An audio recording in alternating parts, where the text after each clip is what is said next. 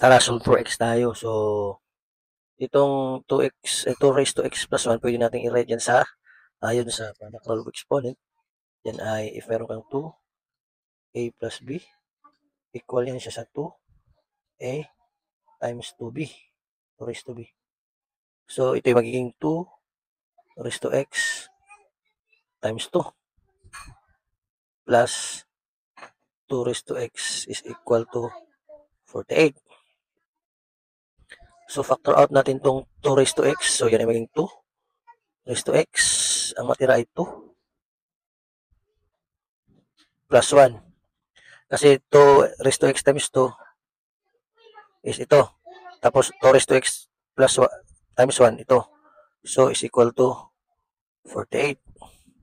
So, 2 raised to x times 3 is equal to 48. So, divide natin both side by 3. Kaya ang matitira dito ay 2 raised to x is equal to 16.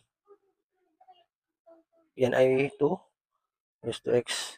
Itong 16 ay is equal sa 2 raised to 4.